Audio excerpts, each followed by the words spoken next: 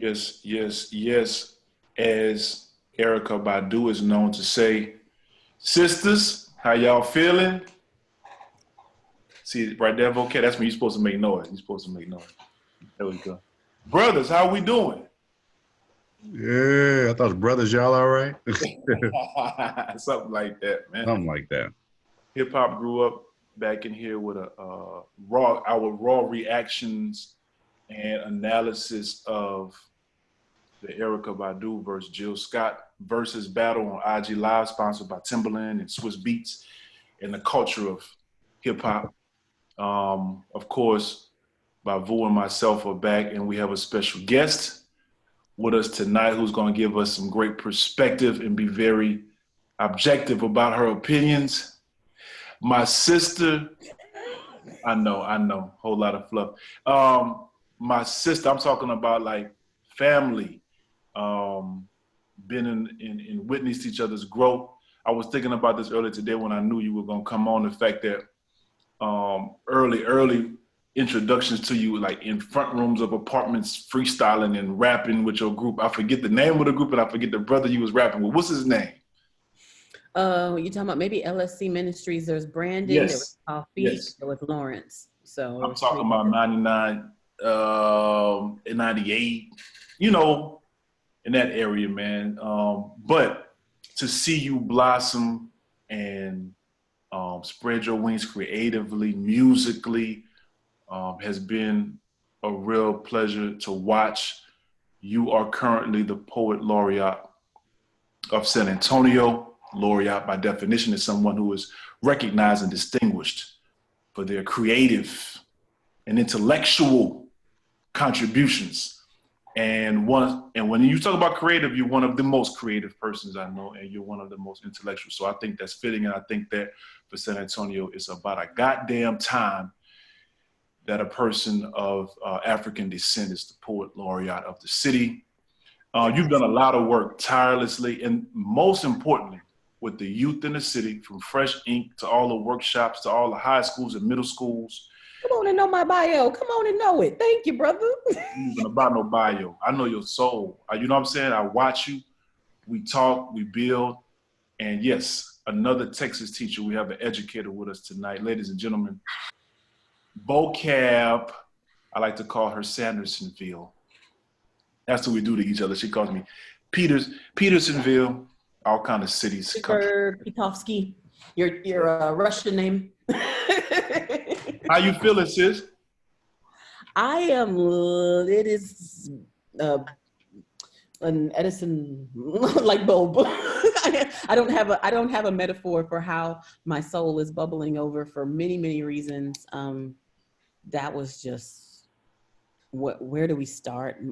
It's like I'm still processing Angela Davis and Nikki Giovanni from yesterday. No. And then I rolled right from that into, Jill and Erykah, and Jill's telling her story. I won't get ahead of us, but Jill is telling her how she was introduced to poetry through Nikki Giovanni's story. And I'm like, here, come on, full circles. Come on, God.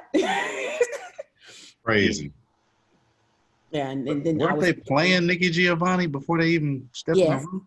Yes, that was this moment right here. That's what that was. At all my great concerts that I go to, especially like the soul, like I remember I went to go see both D'Angelo big tours, the Voodoo and then the Black Messiah. But what happens is they're supposed to come on at 8, but all that comes on at 8 is the best playlist you ever heard in your life for about 45 minutes. And it just sets the mood. It casts out all evil, you know what I'm saying? All whatever problems you came in with, and they make sure that the stage and the mood in the room is right. And I think what Jill was doing, because that was Jill, I want to say. Yeah. It wasn't just Nikki. She had a little playlist together, man. It was a vibe session before she even got on there, man. So yeah. And she was showing us the roots of what began for neo soul music and stuff like that, because it definitely started with the poetry and the consciousness, and we just had to sit and pay homage and respect our elders and the ones who we wouldn't be here without them. So. Indeed. I think a good place to start, man, is just go around the room and talk about how they feel. I mean, we could talk names of songs, and we could talk strategic moves we saw them play. We could talk about ambiance. We could talk about spoken word roots. We could talk about shout outs to musicians that they started doing after a while, because that's what you do sometimes when you play with some of the best in the world. But let's just talk about how did you feel, either going in, during, after. Let's talk feelings first. Boo, what's up with it? So glorious. And some songs just came in hard. I mean, if I could just cut to the chase, some of those songs just came in so, like, The Healer came in so hard. Yeah, you knew it would. Blessed came in so hard. That, I mean, I was doing all kinds of different tasks in the midst of listening to it. I mean, from a birthday parade, when it was getting started, I was at a birthday parade on the other side of town. I went on a food run for my children shortly after that. And then somewhat faked it on a Zoom call. I was listening, but you know, I was listening to a couple things at once. Yeah. And even bathed my daughter. So I'm glad you started with the feel, because that's what I'm the surest of at the end of the day. And true to the concept of what I've understood a battle to be, it ends up just being a celebration of survival and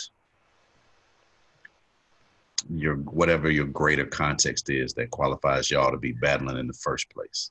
It ends up celebrating all the context that, you know, you're a centerpiece to a bigger picture. And so I just felt great about two artists that are just incredible, you know, music that I listen to all the time in many ways, just being put in a different way that seems most suitable for this time. I just felt, I felt joyous, felt a lot of gratitude. I mean, I'll definitely watch that again. Yeah, that's what's up. Sis, how you feeling? How did it feel to you? Are you gonna go last, Charles, or you want me to go next, or how you want to do it? Yeah, go ahead. I'll go last. Yeah, you were good. You good for that. You're good. You were good a summer upper. Well, I don't know how to. Everybody's passionate, and you can't say your passion is any more cantankerous than anybody else's. But I felt the pulse of this leading up to it, like the expectation, and I was like, they gonna do us right. They not gonna let us down. Because I felt like, you know, having to wait for the redo of the Teddy versus Babyface, it was so anticlimactic waiting to, you know, because everybody was like, ah, and then it happened, you're like, wah, wah, wah. It was so frustrating. Yeah. So I was like, I felt it in my heart. I was like, the girls ain't gonna let me down. So I was sitting there. I kept waiting. I was like waiting for that little that live circle to appear. I was waiting for it. I was like 6 minutes later, I was like, oh, where they at? How come they haven't started? And then I think like around 6:07, 6:08, when Jill clicked on and she was setting the mood with the music. And I was like, you're tearing me up. But I had put a post on YouTube on the trailer. In the comments section, I was like, y'all calling it a battle, but I'm calling it a blessing. It's a blessing for the universe. And so many people liked that comment when I said it. And people were like, right? You know, just a couple people commented back to it. And I was like, this is a blessing for us, because especially with the idea of the fact that, you know, God rest Andre Harrell, God rest Little Richard, like, and other musicians there's been people dying for the past few weeks. Yeah. And so it was just like, I'm in a heightened sense of, we got to hold what we got. We got everybody just stay still. Don't do nothing. Don't move too much. You know, like, I don't want to lose nobody else. We can't lose, and you know, even personal loss in your life. I mean, it takes the feelings you can't, you know, because how music just takes you, the nostalgia hits you, and it takes you back to the exact emotion that you attach to the song. It's like, you just want to hold on to what we have, to preserve what we have. we're in a critical place as a world, but also Black people. We going into this, we've been going through crisis type things, and and so we're holding on for our leaders, to the people that shape and shift our culture, and they definitely, these women did. And I hope we can talk about it a little later, but this is the last thing I'll say before I pass the mic. The idea of how interconnected their careers are, like they didn't, it was like the codependency of like, you wrote the song that helped lift my career, and you sang the song that people didn't even know that I wrote, and then they found out later, and how just that it's like, man, that overlap, and the honor that they had, and the way they spoke to each other, and the way they just listening to their conversations, and there's so many things to unpack. So it was a lot. I loved it. Yeah. I'll talk about my overall feeling, and then I'll circle back to you on the whole idea of the songwriting where you got me, and how it started, because how it started was a good indication of how it would go. But I felt connected, man. Like, these are songs that grew me up. Erykah Badu's album, Baduism, her live album, and Mama's Gun. I was also in songwriting school with Roger Blevins Jr. in Austin during that time. So like, just those albums shaped me as a songwriter, and to see them tell the stories behind those songs and behind those moments, and their connection to how being from a poetry or a theater background translated into this longevity. It made me feel connected to them in that way, but just also literally people I work with. I saw their comments floating by, artists I've known through the years floating by, artists I listen to and I've studied floating by. And I'm like, in that moment when you have 600,000 plus people tuned into the same place at the same time, representing the same culture, in a week that saw our existence tried once again, our bodies, minimized, and our lives taken for granted. In that moment, we all came alive. You know what I'm saying? Like, I felt so big. You know what I'm saying? I felt big, and I felt Black, and I felt soulful. And at the same time, these ladies were very calm. You know what I'm saying? Like, they were big, but they were very humble in their largeness, man. So it's just, I connected to that in a lot of ways. At the same time, and this is where I transition a little bit, at the same time, both of these queens would not get knocked off their mark. Like, they can be as humble and they can speak as respectfully as they want to. They are still Erykah Badu and Jill Scott. Don't mistake it.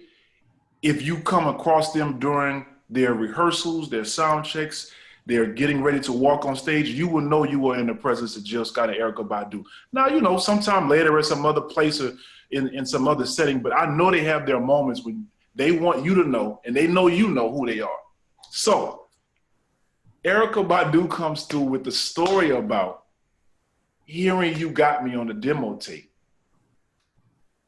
and very likely saying that to say, this wouldn't be happening if I didn't sing that hook. This might not be happening if I didn't interpret that hook, because I don't really sing other people's stuff. You know what I'm saying? But it was so good, I went with it. So we're going to start there. Boom. Jill could have said, and I imagine some people who've done this battle already would have said, oh, let me go to something else. Jill said, thanks, sister. You're beautiful. I love you. I'm going to stay right there and play that song again. Because here's my story. You were late to the show. So I had to sing it. And she played the live version of the song. She got the first round to me. Just just off the strength of how she did not get knocked off her mark. And for the rest, that set the tone. That let me know that neither one of them was just going to lay down in this thing. And so, yes, it was a blessing, like you said. It was connected, like I said. It was joyful, like Blake said.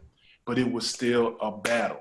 And both of them stayed true to their hip-hop roots, and they battled in their own way. But it was a battle. You know, so I'm gonna throw it back your way, sis. What was the battle of it for you? Where did you see the battle? I saw it in the subliminal moments in the underlying currents of tension. I think the tension moved out of the room later, but they spilled the blood first round. Yeah. They were like, let's go ahead and address the elephant in the room. And I'm glad they addressed it. And it was like, it was the Bruce Lee on the backdrop of the wall. You know, It's the, Jill don't got to say nothing. She's just intimidating, not because she's trying to be, but she's a master of the craft. And that I knew that they were both intimidated, but they didn't show no fear. They didn't show no, they kept their poker face, but I could tell. I was like, and they were like, it's all love, but I'm like, your voice has changed. It started with a little under it, and then it smoothed out at the end. Yeah. So I'm glad that I feel like Jill pulled rank on her, I ain't gonna lie. Because she was like, you were late. I was nervous, but I got the job done. You know, that's how I heard. That's what I heard. But no. That was a fact. She let it play until she spelled out her name. That told you everything. She said, I had to let it go until I got to the name spelling part. Now what we gonna do? You know? Because even that night, she was like, okay, I see y'all putting the skinny green-eyed girl on, but let me show you who did it. You know, I feel like that night when she sang that song, she's like, I was so nervous. I'm like, you showed your ass. You did. Yeah. Because she knew she had to get her moment. And we all sang it with her. And then she was singing it live in the moment, like, you know, she was hitting them things. And then where else I saw the battle is, you know, like when she's, you know, she's just singing along, but I think there was a little grit to it when she was like, they came back next round, you can't get in the way. And she's like, sister girl. I'm like, okay. That song is about confrontation. And she was like, you know, sometimes you gotta, you know, she's always told the story of, you know, y'all think we all incense and peace and love, but, you know, you're gonna see this other side of me if you have to. And I think those were those moments. That's South Philly. Saw the battle. Yeah. What was the battle for you, Blake? In the tunes and the power of the tunes. And what I mean by that is, if I'm honest, when I first heard about this card, I was like, oh, Badu. Like when I first heard about Primo and RZA, oh, Primo. But Jill Scott used, for the most part, my absolute favorite Jill Scott songs and knew how to kind of match up within rounds. I don't know how conscious or subconscious she was working it, but I know that she matched up really well. Yeah. She was able to save some whoppers toward the end where Erykah was able to call the songs. Like, if you don't play such and such, you know. Yeah. And then there was still a couple more such and suches. She came hard. I mean, she played a lot of songs that aren't necessarily that popular, but they were my favorites. And those were the ones that she really went with. So I felt like Jill had the most to prove in terms of song by song by song, because Erykah has the hip hop leaning even more so than Jill Scott. Yeah. Like Erykah Badu is a straight up hip hop artist, even though they're both, you know, musical theater, multidisciplinary, all of that, all around artists. When you think about a battle and you think about hip hop, you think about Erykah already, you know, just straight up being a hip hop artist. And you think of Jill Scott more so as a hip hop affiliate. Yeah. You know, one of them is playing Mad Lib and The Roots and Jay Dilla and all of that. And their first big single is all about 5% Nation ideology. Mm-hmm. And so she can also act like she don't even know who Jill's producer is. You know, right? She don't even know who Andre Harris, Vidal Davis. Who's that? You know. Yeah. Maybe that's honest, but I don't think so. So that was a little bit of the battle too, with some of the little bitty things, like when Jill did her song about the creator, she was like, "What are you saying there?" You know. Yeah. Maybe I'm reading into that. I don't really know, but that was my perception of it. Was like Vocab said, some of the nuances in the dialogue. Yeah. To me, the music, man, that's the part I really enjoy. It was just them songs that came in real hard. I'm gonna tell you, there was a crucial moment, man, when Badu says, and my dude was texting me. He was like, "Man, if Titty Badu don't stop talking so much, if RZA Badu don't stop telling so many stories," like he was like, "Play the music," right? And right when he texts me, Badu makes a statement. This is like round 3 or 4, and Badu says, "I'm gonna stop talking so much before the songs. I'm just gonna get right into it. I don't have to." And Jill goes, "I'ma still talk. I don't know. You do what you're gonna do, but I might talk before every song." And then Badu had to say, "Hey, do you? Hey, it's whatever." But Jill basically said, "I'm not gonna let you pace this." You know what I'm saying? Like, do you? But I have my own pace. When I sat down here in this seat tonight, I knew what I was trying to get off. You know what I'm saying? Like, it was, to me, that was a real telling moment of how it was gonna go. It came down to what I realized listening to this battle. Jill writes, her pen is a heart pen, and Erykah is a cerebral pen. You need your heart to tell the stories that Erykah tells from her head, and you need your head to tell the stories that Jill tells from her heart. But these are two very complex Black women, and I think they hit in 2 different places that we need. Like, our survival depends on being able to keep our head together and our heart together. So they both take care of us, and they both make sure as a community we're good. But just listening to their songs, I'm like, that's the Jill Scott. Like, Jill Scott is gonna write you a story about relationships and the wins, the losses, the lust, the love. And Erykah, she talks about those things too, but she talks about, like, how did you even get in this place in the first? What were you thinking when all of that happened? You know what I'm saying? And how do you think your way out of the dilemma that you in? You know what I'm saying? Like, it's bag lady versus long walk type of conversation. You know what I'm saying? But and also bass lines. After a while, I realized, like, Badu really has some of the hardest bass lines in soul music history. Yeah. And Jill's lacking in the bass line department. When Jill has a good bass line, you know it. Like that Anthony Hamilton song when it came out, and when she played it, you're like, okay, now we groove. And there was another one tonight she did, and I'm like, okay, now we groove. But Badu is pretty much locked. That rhythm section is locked for Badu. Yeah. Well, how well do you hear bass lines on Instagram Live? I heard Badu's. Or did you know them? No, I heard them. Okay. I'm telling you. However, I did have some speakers plugged up. I did have plugged up to the TV. You know what I'm saying? Like, I put it on tonight. So. Okay, gotcha. Yeah. I feel like I'm sorry. Go ahead. I feel like it was interesting, like the moments where it could have been the delay in technology, but the moments where they kind of cut each other off and saying things. And, you know, you were right about that. The whole idea of controlling the pace and the tempo was just like, I think Jill really needed to tell her this. If she could get that story in, it would even the playing field off the break, and it would, cause that story gets you. That's them Jill stories, they get you, man. Cause her songs pull on your heartstrings, like that round where they played their little known tunes. I think it was around nine or Jill got 10 or that. 10. Jill got that one in my book. When she was telling that story. And what was it? Yeah, because Badu played Today. Yeah. And Jill played what? Jarami Faso La. Yeah, oh, that one. Yeah. That's off of like volume 3, I think, or something like that. Or one of those albums. It might be the Woman album, the last one she did. But it's one of her later albums.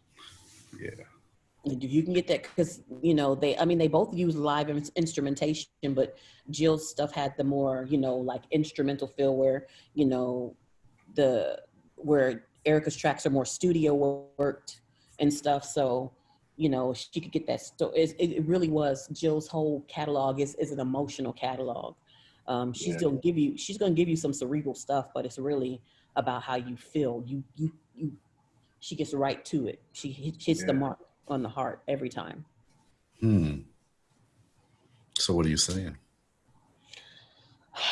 I'm saying that I'm biased towards Jill. How'd you get there? And I had some draws. I had some rounds where I couldn't call it. You know, the last couple of rounds that I heard before I had to go into my show tonight, like I struggled on rounds 9 through 11. I struggled on who got it. Because when she played that Love Rain Down versus that I Want You, I couldn't. I jumped out of my car. As soon as I pulled my car in the park, I had to jump out of my car. I was like, I can't.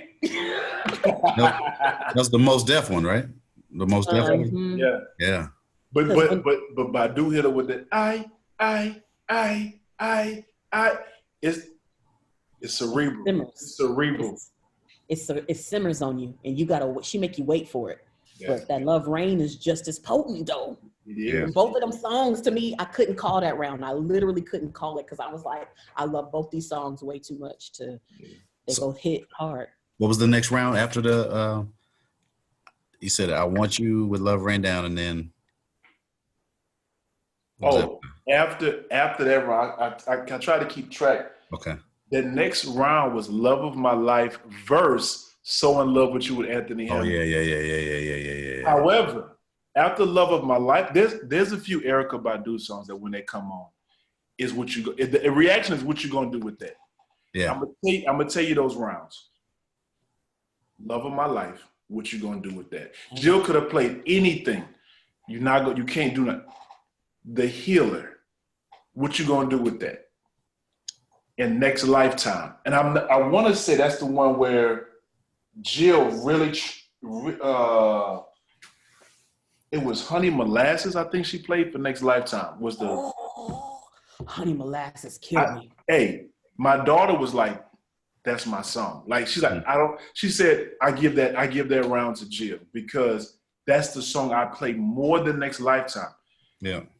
However, I had to give it to Next Lifetime because of what Vocab said earlier, the nostalgia of that video with Dre and her, and the fact that I grew up watching Dope Boys and I have so many friends and relatives that the story of the woman's side of the story that nobody ever really told. I'm just like, wait.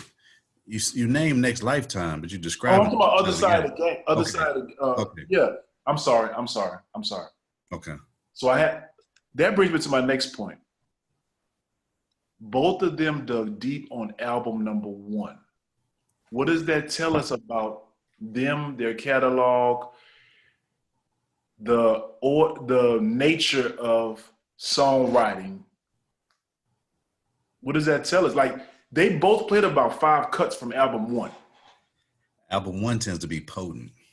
You had your whole life to write that one. Right. I feel like both of them, to me, I feel like Underground, all them albums after Mama's Gun.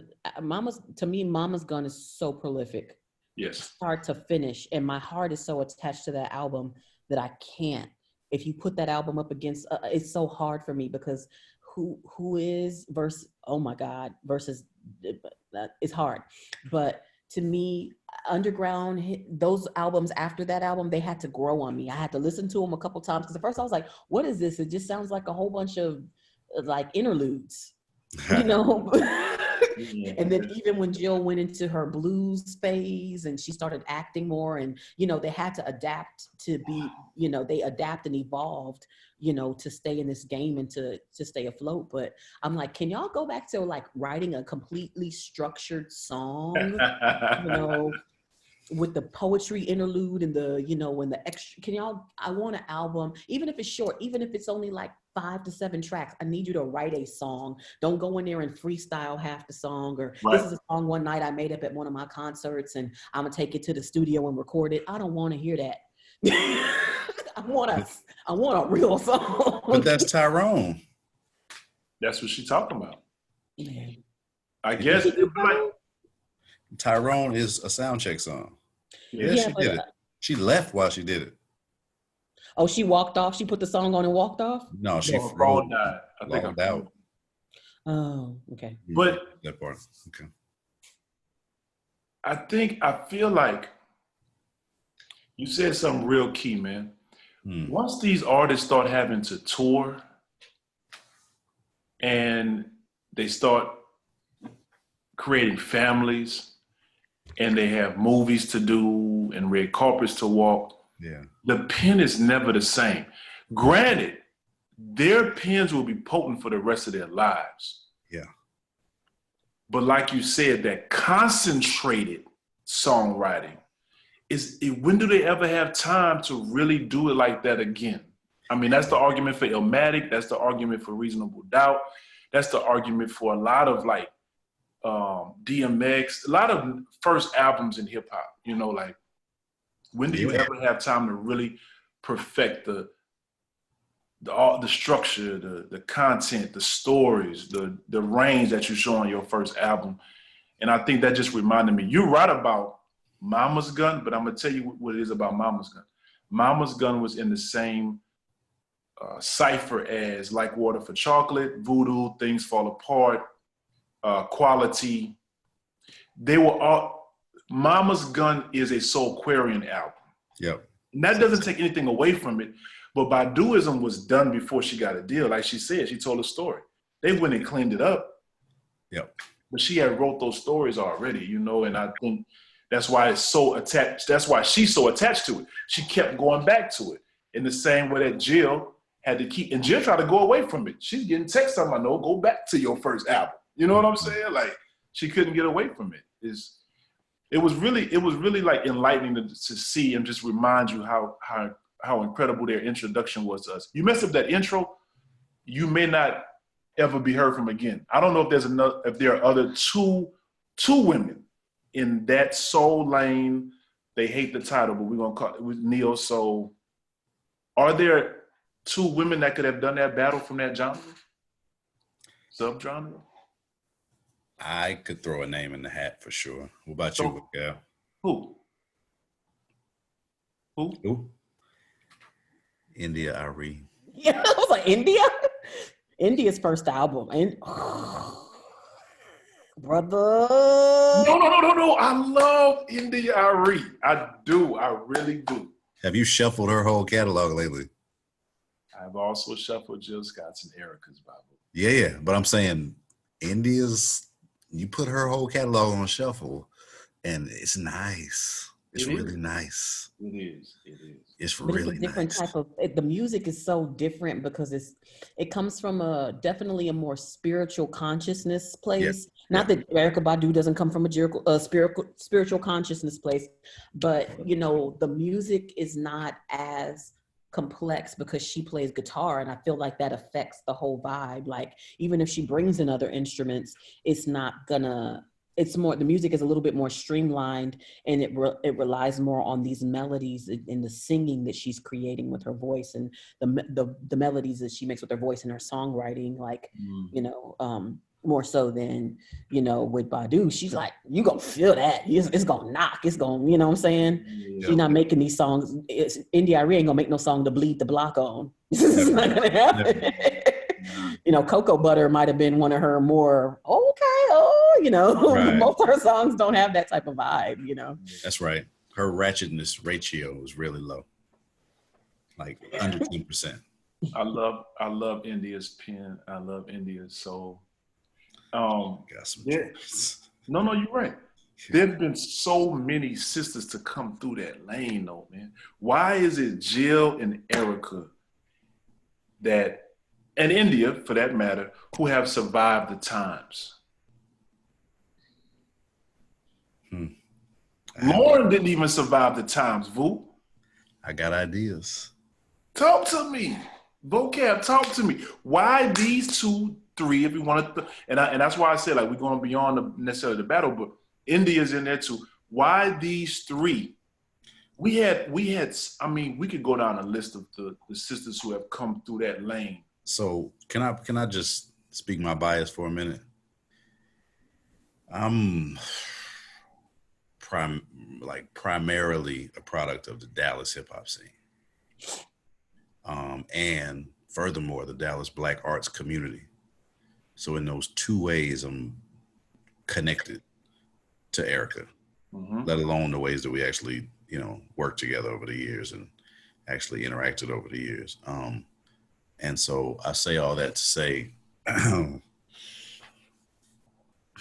do I say this?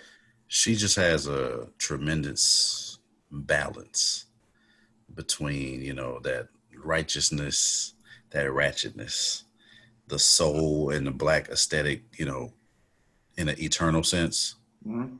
And then also just kind of what's currently happening right outside in the street today. So I got away from your question. But just the question of why Erykah, Jill. Oh, yes. So it runs super wide and it runs super deep. So she has a whole lot to say content-wise, and then she has a whole lot of range as well at the exact same time. So you pick any one album, and there's a whole lot of messaging and a whole lot of lessons and a whole lot of depth. Then over time, first of all, she's the original woman of neo soul, period. Her and D'Angelo are the blueprint at the end of the day for what we call neo soul. But secondly, they're the ones that were never irrelevant and never replaced. You know how D'Angelo has those periods where he's replaced by Music's old child and anybody else who's clamoring for his spot while he's gone? I don't know that. Well, so how long? let me explain. Okay. How long does D'Angelo disappear between albums? Average 10. Average 10 years. What is 50, 60, 70% of his fan base jamming while he's gone? Those next 3 Music Soul Child albums. You know what I'm saying? I'm not saying they're equivalent or anything like that, but I'm saying that's what people listen to when he's gone. Okay. And Music Soul Child is a brilliant and dope artist. But what I'm saying is, though, Erykah and Jill Scott never took their foot off the gas to where there was someone replacing them. So they seem more emulated than ever replaced. They always seem like they're at the top of their game compared to everybody else. And that everybody else is trying to get to where one or the other is, because they never really disappear. That's my theory on that. Okay. The content, the range, and the consistency all work in their favor. And part of that range, too, is that righteous and that ratchet. And that's why India.Arie will never be in this battle, is because she's too clean. So as soon as somebody puts some stank on it, she's, on her hind legs. Yeah. That's my take. I think when we think about other women who have had longevity in the game, people like Layla Hathaway, Lettucey, Emile LaRue, those are Lettucey. Yeah, Lettucey. You can't. She's so unmesswittable. And also Marsha Ambrosia's, Marsha, even though Floetry's not together, Marsha still does, because Lettucey. I need Floetry a lot. But I think it's because some of these people, they write songs for other people. And I really think what helps is collaboration. Collaboration is so important. That's a part of the evolution of, and Erykah's definitely going to collaborate. Jill is going to collaborate. And it's like also motherhood accounts for a lot of people not sticking around the game, I think. you know, we get to a certain age and people sit down and they start raising their family and doing the children thing. And it's like, they have to weigh out what's the priorities, and a lot of times in that manner. If you didn't get the 3 Grammys and the 3 platinum albums, childbirth is a whole different story for you as far as keeping everything afloat. So that's a great point. And I'm glad you brought that perspective to it too. I mean, that's true. That's absolutely true. And also the way that they can sell a song. Because again, interdisciplinary musical theater and whatnot. I'm not just a singer. I'm not just a fine woman, you know, in the eyes of the consumer, because nobody is just those things. But I'm just saying their images are also robust. Yeah. And beautiful and striking. And they both fine in 2 different ways. I love Black women. Those 2 women are fine in 2 different Black ways. I mean, I love that. But you hit the nail on the head. They are actors. They're Badu. Right. She said after her first video by Paul Hunter, who ironically tonight I said the name. That's the guy that directed the D'Angelo video. That let me squeeze something in. I just remember what I forgot to say. Yeah. Erykah's a boss. Yeah. In a major way. She don't even have managers. Yeah. She has co-managers or management representative people. Mm-hmm. You know, a white dude to talk when she don't feel like it. Mm. But she's a boss. So that's another thing, is she runs her own show. That's another reason she's around. Yeah. Is bring me my tea. She gets a lot of respect. She's a boss. All right. My bad. You caught that at the beginning of the battle? Yeah. Bring my tea. Wasn't she talking to Jay Clip at one point? Yeah, I think so. Yeah, I'm like, that's my homeboy. What's he doing? There was another good quote in there, man. I wrote it down and I said, Vocab, you touched on it. I don't know if this was before we started recording or not, but the spoken word connection. I, early in my words career, was heavy with poetry and touring around Texas and the South a lot. And then I got the songwriting bug and it bit me, and I went off chasing that itch. But I would go to Dallas to a spot called Reciprocity. Gino Young, Oil. I think they had a 3-man woman group called Oil. Emotion Brown. That's the name I couldn't think of. And the other Gino, GNO. That's what I'm talking about. Yeah, that's Oil. Ordained in Lyrics. White. That was Gino White. Yeah, Oil. What's up, Emotion? Yeah, I brought them to San Antonio with Juice Magazine. This was a thing back in the day, but we brought Nikki and Saul to San Antonio, and Oil opened and I opened it. But my point of the story is this. I saw Erykah Badu in Reciprocity one time, and her comment tonight reminded me that I saw her there with her little son 7 running around everywhere, and she was sipping tea and stuff. But she didn't perform. She said tonight that she shared her first poem on IG recently or something like that. Did y'all catch that? I heard that. I believe so, yeah. And all this time I thought that she was, when I saw her at Reciprocity, nobody was reacting to her being there. You know, like it was it seemed very common for her to frequent the venue. Yeah, she was co-owner. I didn't know that. Her and Tish, yeah. Okay. I spent a lot of time in that spot. Yep. So, those are her. And then you have Jill, who came from a spot that when Mojo started touring, if you went to Philly, you had to go to the 5 spot, I think it was called.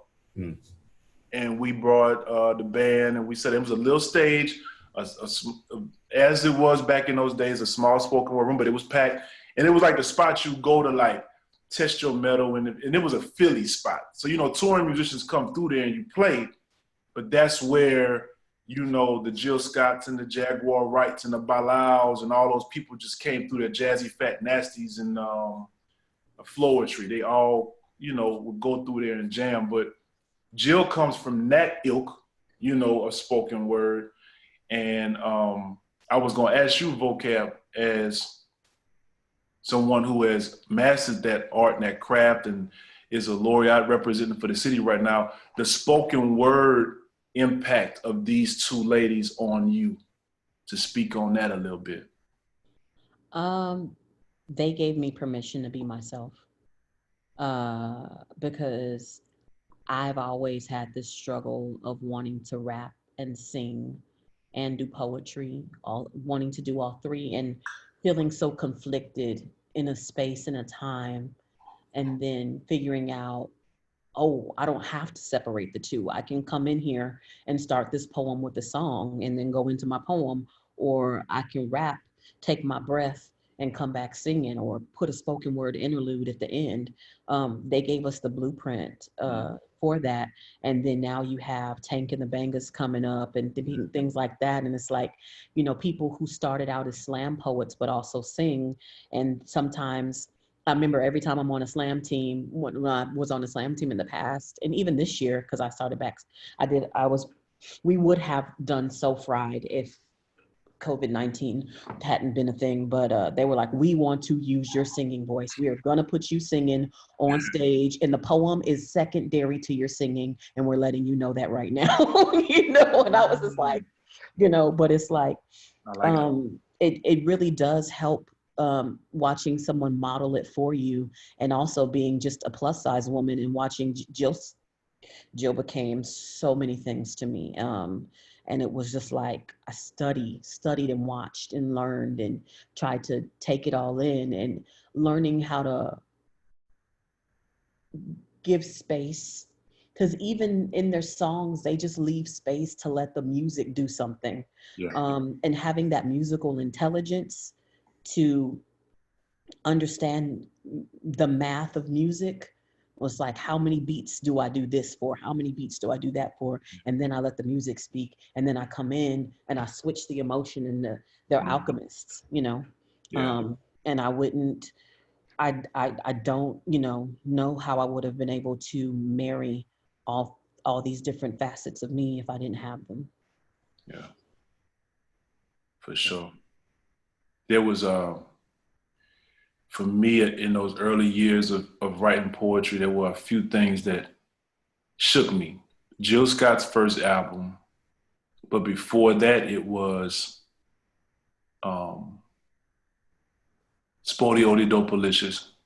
And before that, it was Fat Cat, a song called Sundress that used to play on the radio, a spoken word piece that played on the radio in when I first got to San Antonio. You know, like UGK, Diamonds Against the Wool would play, and then yeah, and then like Fat Cat would play the Sundress, this spoken word piece called Sundress. If you've never heard of anybody who's tuned into what we're doing tonight, look up Sundress. But those, like, for you, it was the modeling that like affirmed that this could be something so musical, so broad, so hip hop. You know what I'm saying? And it went beyond a page, a written page. And that was around the time that slam started bubbling too. So all of that stuff just, it was like boom. You know what I'm saying? Like an explosion in my head, like how to get it off. Boo, you asked to go ahead. I'm sorry. And just to, I mean, but before that, I mean, because like, if you think about songs from the 60s and 70s, I mean, that was a whole bunch of monologues that they would put at the end of the song, at the beginning of the song. I called you the other day, or I drove by your house, and you know, just like these moments where they would do that, and we didn't think about that spoken word. That's a whole vibe, you know. And it was like, just taking your time with a song. We're not rushing this. We gonna if we got an 8-minute song when we finish, we got an 8-minute song when we finish. And you know, just the importance of that. Like, I'm not gonna leave anything left unsaid. I'm gonna say all the things that I want to say. I really needed that permission to do it, and I really loved how they gave it, and just how, when, you know, to take it back to Free Verse Friday real quick, you know, like, you would take 25 minutes to get to the stage, and you did it. He would be in a back. I don't know if he was eating rice and peas and jerk chicken. I don't know what he was doing, but Charles would walk off the stage, and you wouldn't see Charles for a while, but that DJ would be playing them songs, and that atmosphere nothing was missed. It wasn't like the energy went down. Nothing shifted because that music it just kept the vibe so right. Yeah. Yes.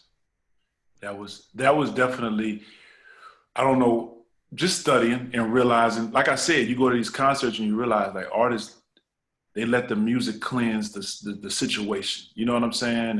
And set the vibe. So it was very intentional. Let the DJ build and make people look around like what's going on. And then after they put their head straight from looking around, they're gonna hear something real quick, even if it's for a minute or 2 minutes. And then, okay, now you ready. You know what I'm saying? So I remember those days, man. Good times. Good times. Vu, you asked me a question earlier. I forget exactly what it was, but I thought it was a great question about Badu. I want to say about Badu. Ooh, you grew up.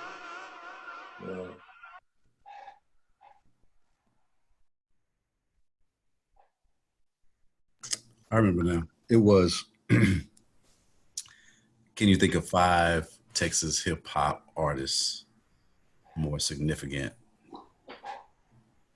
than her? 5 hip hop artists more significant than Erykah Badu. More important, more significant. Impactful? Sure. Impactful, crucial, important, significant. Successful. Scarface? Yep.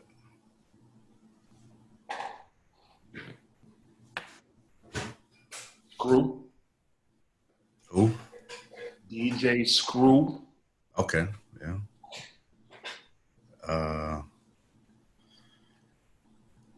UGK? Puma's daddy? Puma's daddy? DOC? DOC. She shouted him out tonight too, yeah. She said, I'm on my baby daddies. And I was sitting there laughing. I just laugh at that statement because it's like, it was always that thing like, what is Erykah going to do to the next man that she gets a hold of? What are they going to be like after she's done with them? The aftermath of being with Erykah. Common escaped. Then he started doing Gap commercials. Yo, I remember when she did something with Kendrick Lamar on the BET Awards and she walked off holding his hands and I was like, Kendrick Lamar baby's on the way. But then he pimped a butterfly. Yeah. Interesting. We're not talking about UGK? We're not talking, but UGK, I mean, yes. I think UGK. How you feel about that, Boo? Makes sense. That's 4. 4. We got Screw, Face, UGK. Who else did we say? Doc. Oh, DOC. DOC wrote the manuscript for West Coast Gangster Rap. So yeah, DOC. You say Ghetto Boys? I mean, Scarface, Ghetto Boys, I kind of put in them. That's not the same person. They are different. They're not the same group. That's fair. That's fair. Ghetto Boys is not making the fix. They're not creating the fix or the diary. And so that's 2 different. Yeah, it's 2 different things.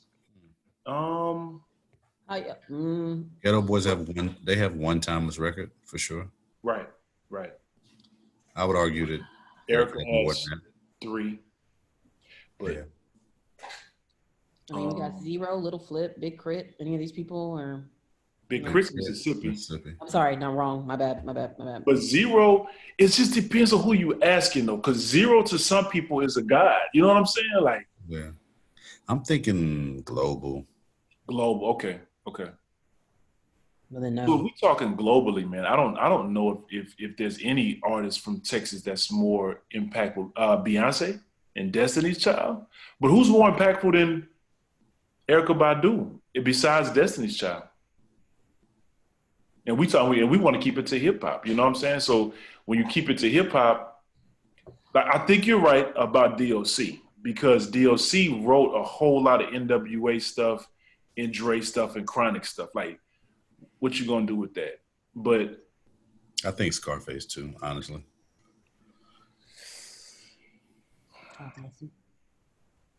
I think we're connected in a certain way to Brad Jordan, man. I don't know globally if he's messing with what the world thinks of versus Badu versus Face. I don't. I mean, A, he's in the Ghetto Boys, and B, he signed Ludacris. So I don't know. There's an argument there. Is all I'm saying. It's impactful. But the nature of the question is not very many people. Right. Absolutely. And that's if we stuff her in the hip hop box. Yeah. So I'd say she actually fits in pretty comfortably. But I just asked you that question just to put a light on, like, I don't know how significant and important she is, because a lot of people think of this, oh, it's a singer battle, it's an R&B battle, but it's more than that. She belongs in a battle. Yeah. And I had an experience once, I think I told you about it, where I was in a battle in Reciprocity, the little spot you were talking about earlier, real small, like probably the size of bottom floor of my house. And the judges ultimately picked somebody else to advance. And she was kind of like, hold on, stop the record. And her and Mos Def, of all people in that little spot, were arguing like, this dude needs to advance. I was like, wow, this is cool. I think that was 1999, but I was like, is this really happening? And it really was happening, you know, like that was her argument in front of all these people, was that, you know, y'all crazy if y'all think this other dude won this round or whatever. I'll never forget that. That was, you know, it was 99, so it was right after Badu is on the live album, whatever. And I just remember feeling like, oh wow, I must be good, you know. Yeah. I must be busting.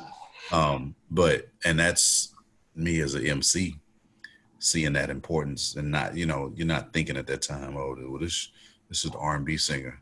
This is the person who did The Healer with Madlib, you know, and the other records where she's talking Jay Dilla, and, you know, depending on how you want to look at it, you know, even those baby daddies are like really significant.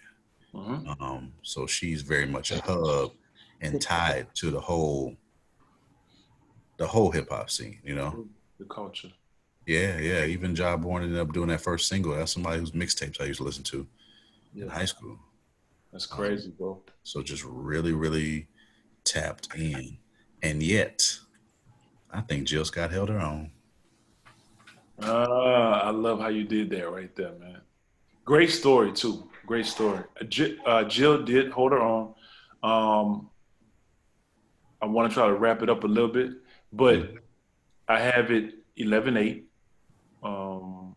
Erykah.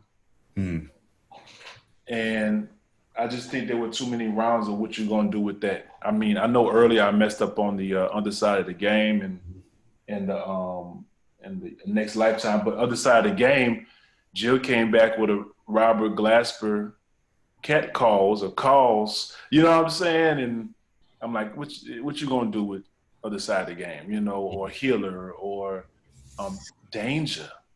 I don't know how I forgot about Danger, but when she played, I was like, I was waiting for Danger, and I thought maybe Jill would play something like hard hitting, like Hate on Me or something up against and she didn't. And I was like, why didn't you play Hate on Me?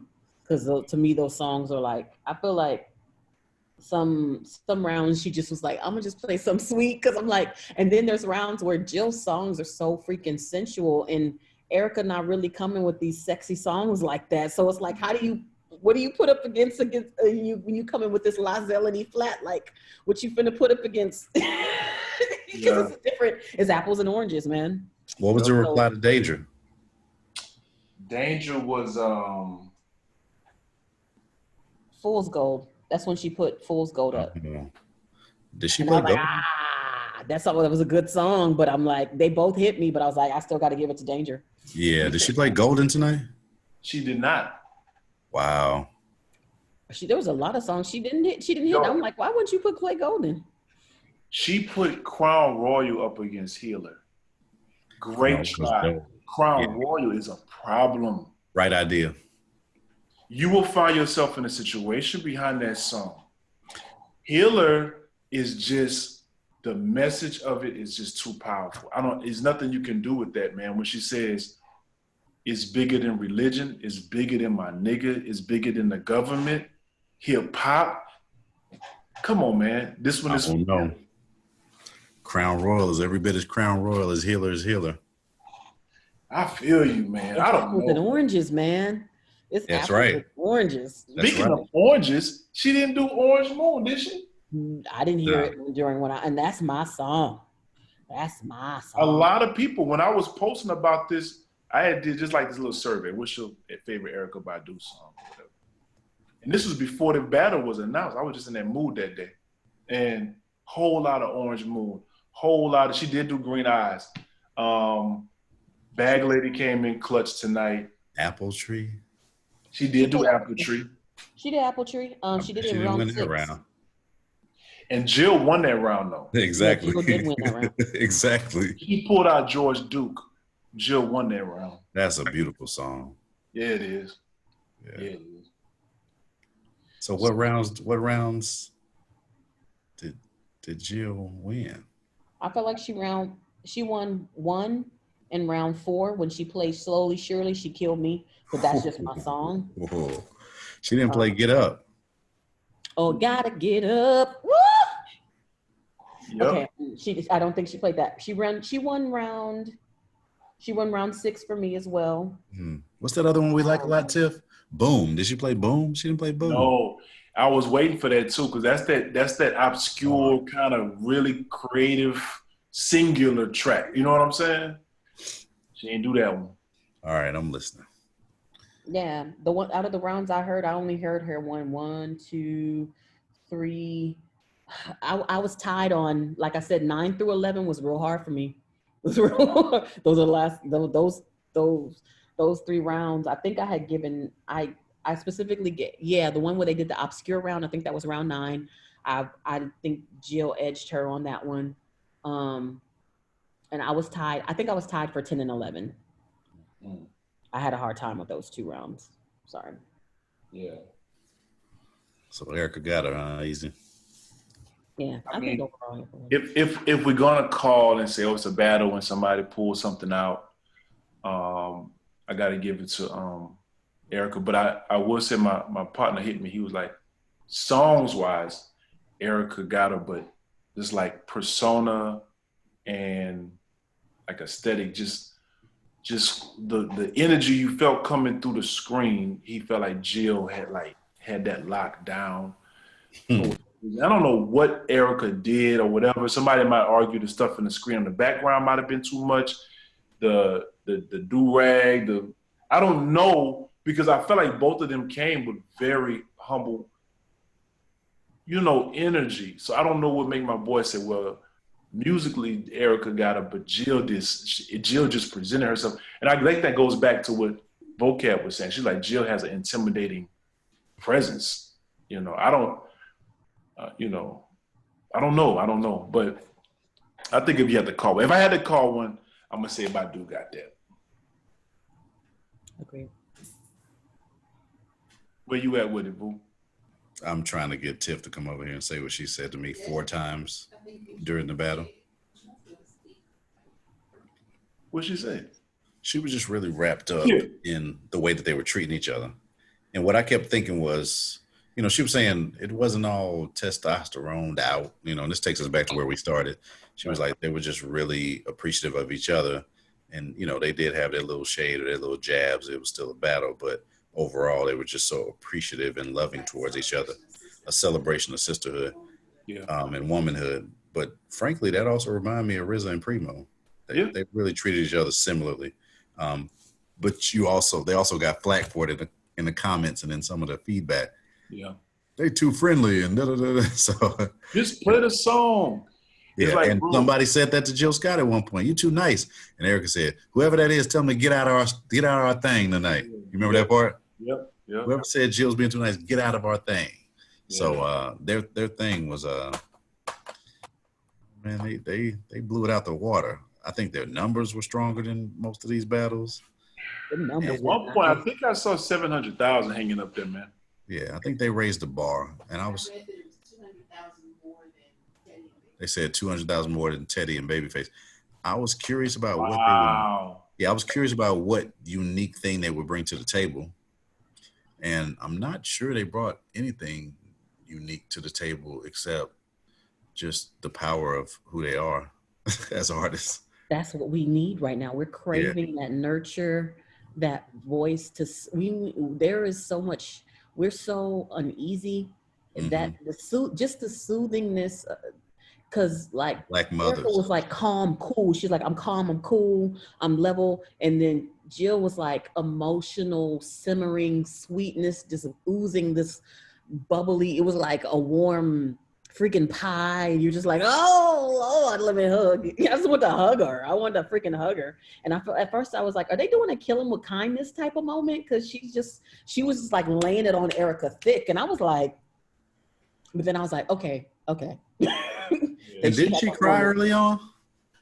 No, she said she got through without crying. But didn't you see her cry towards the beginning? She was crying. I think she was saying that I wasn't crying, but I think she was crying. Like she was saying that as a joke. Like I didn't cry because she was wiping her face when she was saying it. What made her cry? It was early on, just when they were laying it on thick, she started crying.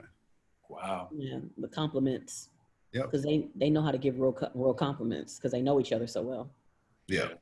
I think, to be honest with you, Jill had to hear about Erykah her whole career, man. I mean, literally from the start of her taking her lyrics and singing them on through their prime years, the media, fans, everybody made her feel like she was chasing Miss Badu.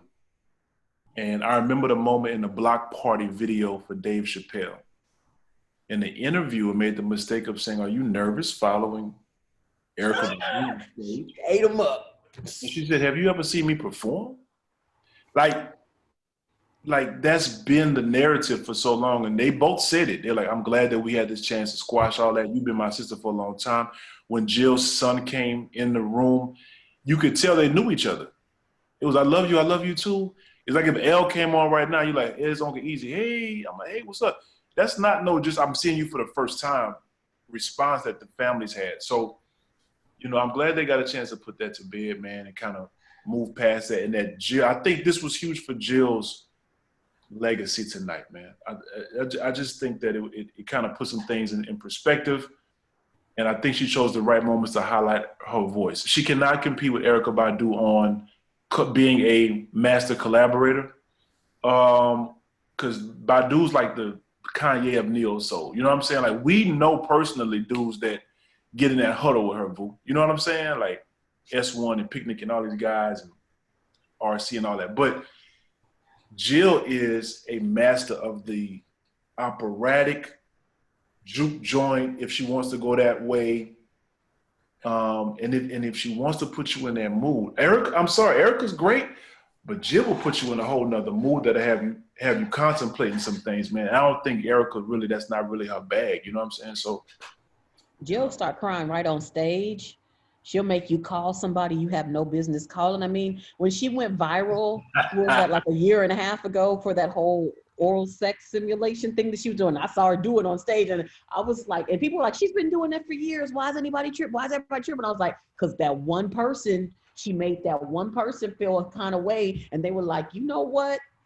Twitter fingers. And then it just was like, you big girls is freaks. And then it was like a whole thing, it's just like Jill, she come and she could, and then when she was going through those divorces, because I'm just like, she's been through relationships, but you don't really see her partners like, well, Erykah's partners is like, you were concerned for these dudes. You were like, she gonna kill y'all. She's a man eater. Nah, she got her babies and she floated on out of the relationship. She's a spiritual. She's like, free spirit, But it was like Jill, you didn't necessarily see her, who she was falling in love with, but she put it in them damn songs. She was marrying brothers, and Erykah Badu was not about to marry anybody, So like that's two different approaches to relationships, Right. Badu might let you move in for a little while, get on your feet. Wall up.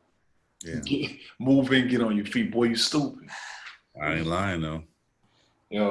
She might sign you, I do want to say this because I mentioned that there are some songs I hear you with the electronic.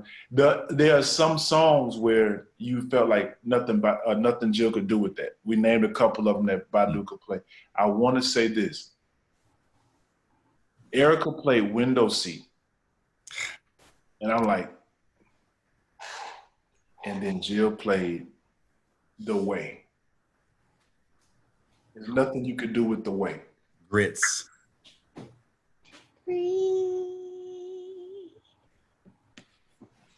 Nothing you could do with The Way. She saved them grits, threw them hot grits on her. This girl got butt naked and walked through Dallas, and she couldn't beat her butt naked walking through Dallas. She threw some grits on her butt naked tail. Yo, y'all ridiculous. Nothing you can do. Vocab, I need a high five for that one. Yo, man, an honor and a privilege to sit in this cipher with you two brilliant artists and beautiful human beings, man. Hip hop grew up. Once again, in our comment section, we'll put links to Vocab's social media and merch for Hip Hop Grew Up. We'll link you to Erykah Badu and Jill's stuff. So, man, any parting words or how y'all feeling? I feel very honored that you asked me to be a part of this conversation. And it's very healing for me. I needed somebody to unpack my emotions with regarding that. So thank you, brothers both. I wish I could have had another woman here, but it's okay. No, we had thought about that. We had thought about that, and we tried something, but you were the one who was supposed to be in this room right now, and that's the way it worked out. Yep. We had a surprise for you. That raw. Right after it's over, this right here, this is gold, man. This is gold. Yeah, we had a surprise for you, Vocab. You're supposed to be in here with Jawborn Jamal, who produced On and On, but he had to do the after party. I would have. Maybe next time. I love the way Erykah early on was shouting out her producers, by the way. But I feel like my main takeaway from the night is that it's much less likely that anybody's going to confuse Jill Scott for if they had this twist in the first place. It's just much less likely that she'll be confused for a music soul child to Erykah's D'Angelo. Yeah. Jill Scott is bad.